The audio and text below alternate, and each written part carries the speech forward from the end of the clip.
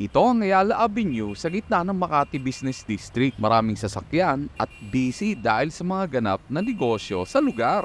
Pero nakita niyo ba ito na walang traffic, walang sasakyan, malayang makapag-bike, jogging, walking, at iba pa? Ito ang kanilang Car Free Sunday morning program. Gusto mo ma-experience? Samahan mo kami. Tara, let's go!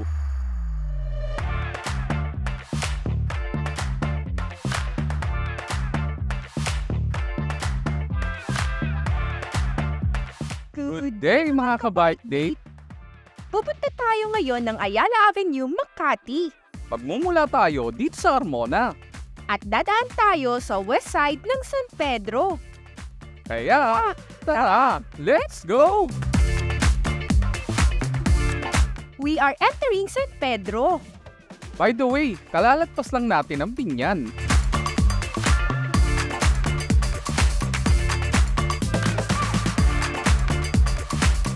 SLEX po yung nasa itaas. Dito tayo sa ilalim.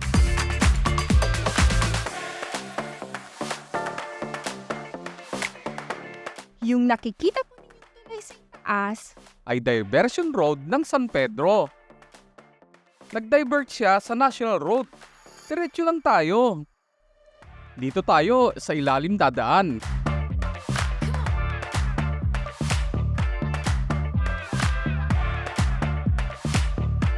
boundary na tayo. Metro Manila, Laguna, Laguna, Metro Manila. Actually, ang Muntinlupa ay dating sakop ng Rizal. Yung marker nila dito, di na nila tinanggal. Okay di naman pala, maganda naman.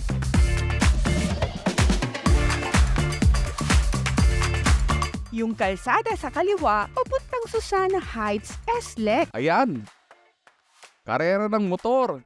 Go! Napasabay pa tayo.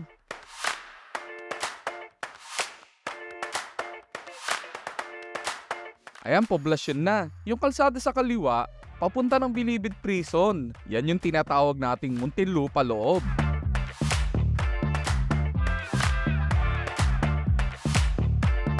Diyan dati yung Metropolis. May part na nasunog, pero giniba na nila totally. Ito itsura niyan last year. Looking forward sa gagawing development dyan.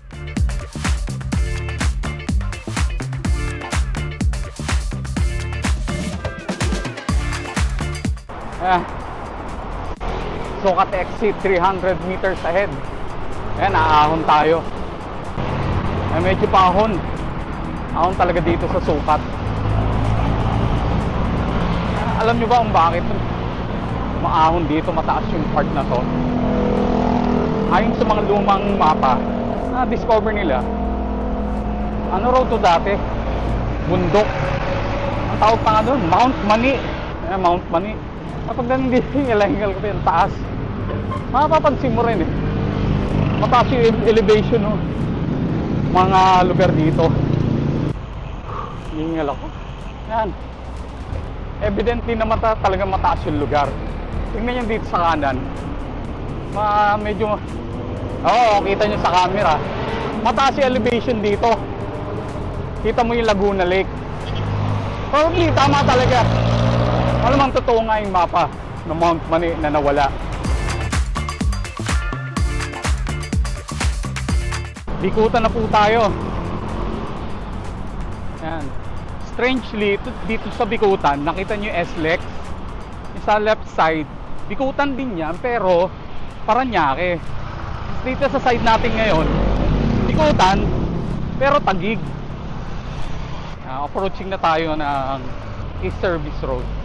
Tapos yung compound dito sa kanan, yan DOST, Department of Science and Technology. Yung time na nag-aaral pa ako, hindi pa masyadong uso ang Google, yung internet.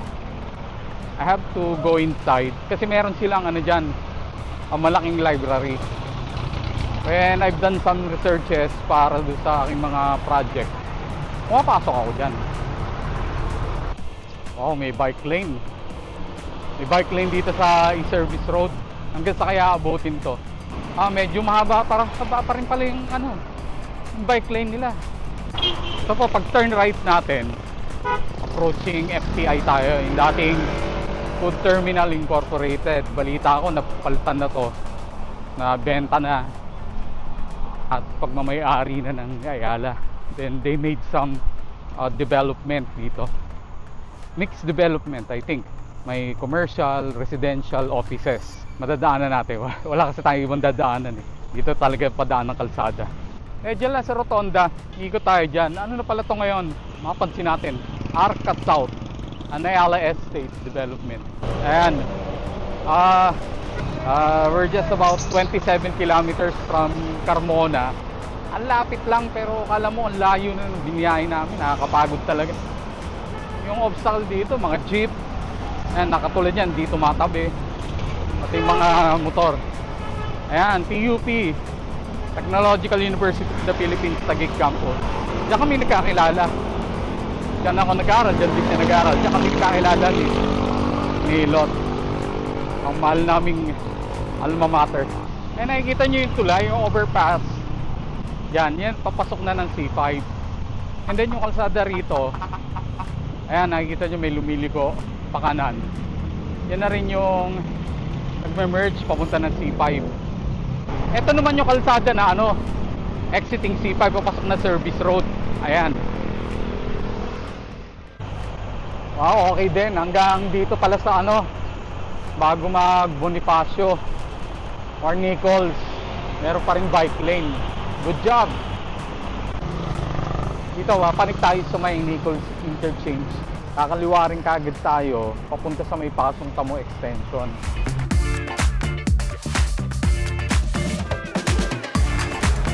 Hindi yan, sira ba yan? Kaya nga, ayan. Doon tayo, Bonifacio, then left turn. 8 o'clock pa lang, pero mainit pa rin. Makapli sa mukha.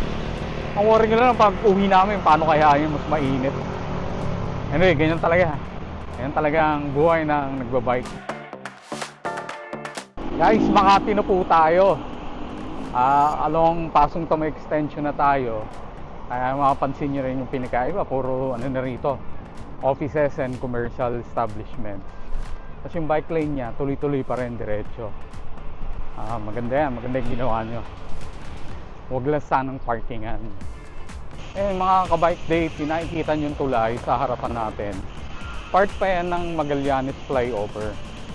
Then, para dumiretso pa tayo ng Pasong Tamo, dadaan tayo dito sa ilalim. Tapos yung kalsada sa kanan, diretso yan. EDSA na yan, EDSA. Part na ng EDSA. Eto, sa ilalim tayo. Actually, crossing EDSA.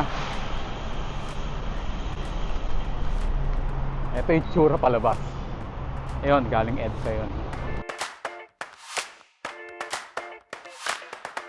Okay mga ka-bike state. Ito, nakapasong Tamo na tayo. Tapos dadaan lang natin ng Don Bosco, Makati. Magta-turn right tayo dito sa may Arnaiz Avenue. Yung dating Pasay Road. From here, malapit na talaga kasi ilang minutes na lang. Makati Avenue tayo dadaan. Kakaliwa tayo. And then, we're there. Sa Ayala Avenue. That's right. Makati Avenue na tayo. Ayan na yung Greenbelt Mall. On the left. That's the Ayala Museum. Ayan, ito part na nung Car Free Sunday.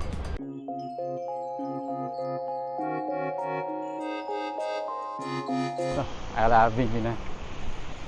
So, pasok tayo sa bike lane. Bandang right lang tayo. Because we're slow. Dito sa kabilang side, sa right side. Yung mga joggers, walkers, and then dito sa left side ay mga cyclists. So, from there, Makati Avenue, ikot lang tayo.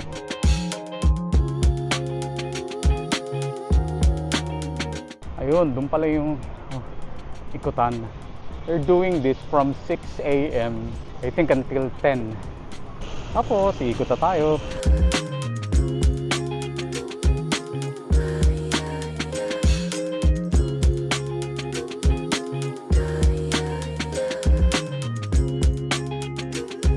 see, ito yung mga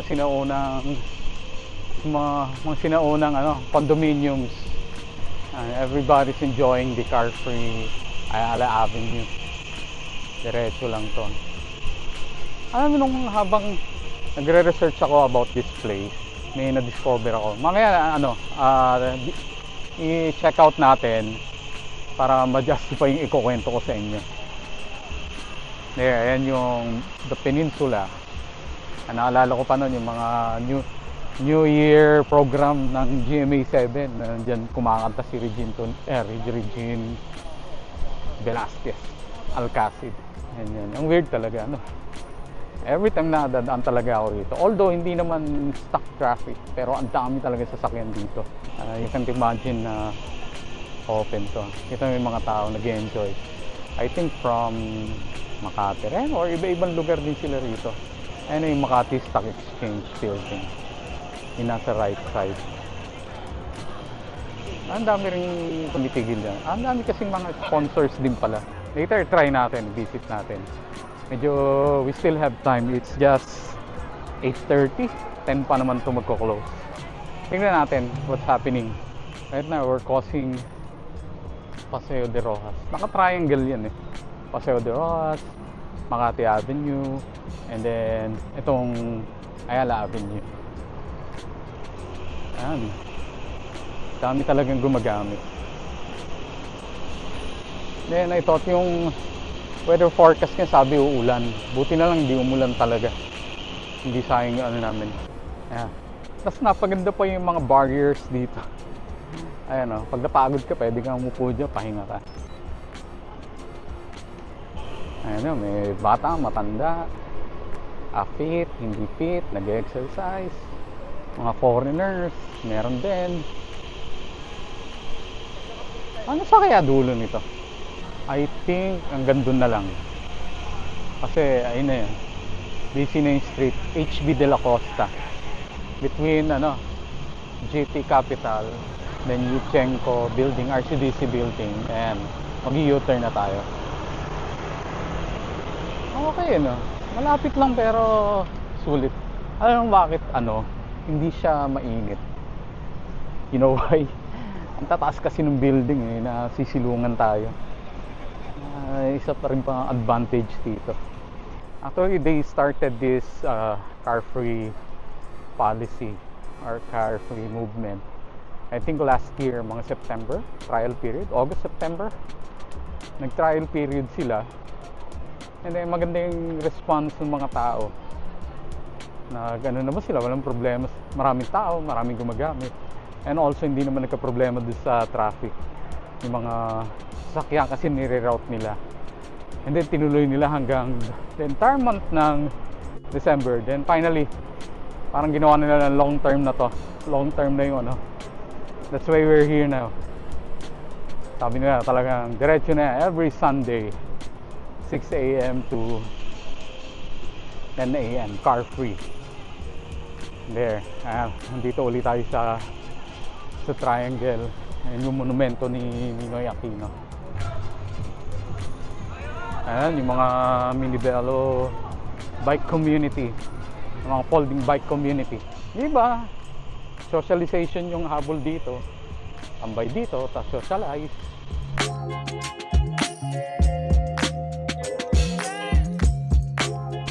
Right now from Ayala Avenue, we'll try out yung Ayala Triangle. Mag-right turn muna tayo dito sa Makati Avenue. Wow. Ayan, Makati Avenue na tayo. Pag napapadaan kasi tayo dito, di ba? Dire-diretso lang. Hindi ko napansin ngayon. Ayun, park pala yan. I hope sarado rin yung part ng Paseo de Rojas para okay lang na i-bike. Mag-right turn tayo sa kabila. Right turn tayo. Ito na yung part ng left turn. Part ng triangle. Ayan. Ito this Paseo de Rojas na. Ayan, mga push bike ng mga bata, balance bike. Mga bata pa lang matututo na mag-race. Maiksi lang yung maiksi lang yung bike route, di ba? yung sa Ayala. At saka hindi, yun nga, sabi, hindi ka makapag-laps dahil maraming tao, maraming ganap, maraming activity. So, ngayon, puntahan na natin yung stock exchange.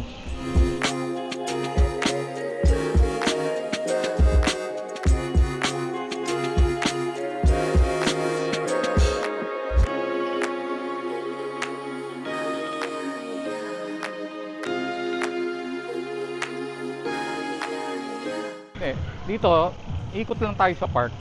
Tapos pupunta natin yung kanina, yung may sinisilip ako doon kanina. Kwento ko sa'yo kung anong relevance mo.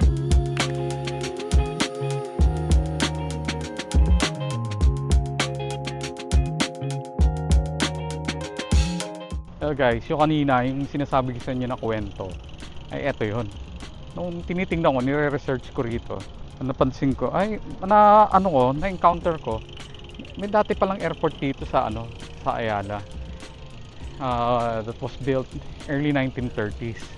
Ang Nilsson Airport. Nilsson Airport. And then itong building na ina-approach natin, ito yung tower. Ayan, meron siyang historical marker na titignan natin. It was established 1937. Yung land ay pagmamay-ari ng Ayala. Kasi during that time, walang commercial airport. So, pinagawan yung alam niyo ba na runway yung Ayala Avenue.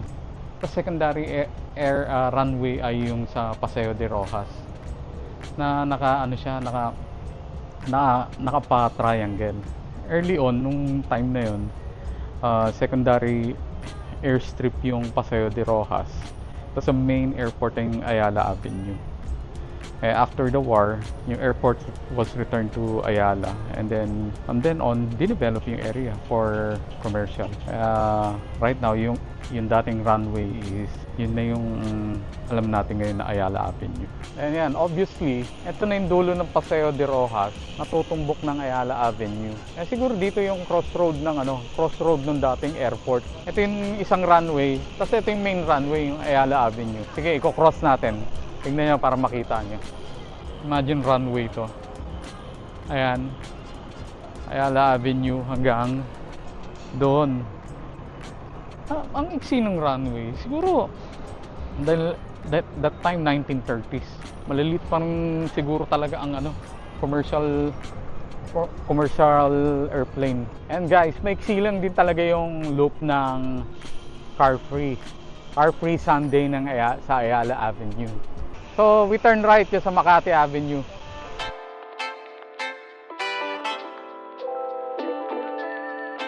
Ayala Museum. Ang tagal ko. Ilang beses na nadadaanan pero hindi pa kami nakakapasok yan. May pupuntahan pa tayong isang park. Legazpi Open Park. Let's see. Tingnan natin.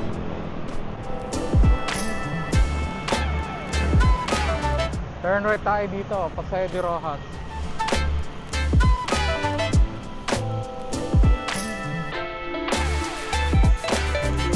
Pala yung Greenbelt Mall, sira na rin for renovation. Paseo ba yung park? Ito pala yung Legazpi Park. Ayan, dito tayo. Legazpi Sunday Market. Ang daming tinda. Ikutin pa natin kung anong makain. Guys, busy dito. Siguro dito na namin tatapusin aming vlog for today. Medyo naghanap pa kami ng maraming pagkain. Ano pa tayo? Kaway ka muna. Paalam ka na. Bye-bye. It was indeed a different experience. The stretch of Ayala Avenue was close to cars. Together, let's continue enjoying the freedom of open street, fostering healthier lifestyle, and uniting our community of runners, walkers, bikers, pet owners, and fur babies and skaters every Sunday. Sabi nga ng Make It Makati admin. Sana lahat ng mga bayan ay magkaroon ng ganitong programa. Hanggang dito na lamang ang journey natin mga ka-bike date. Thanks for watching! Please like, share, and subscribe. Press na lang din ang bell button para ma-notify kayo sa aming latest upload. Comment na rin kayo for our improvement. Pwede ring panoorin ng ibang videos dito. Until next bike date, bye!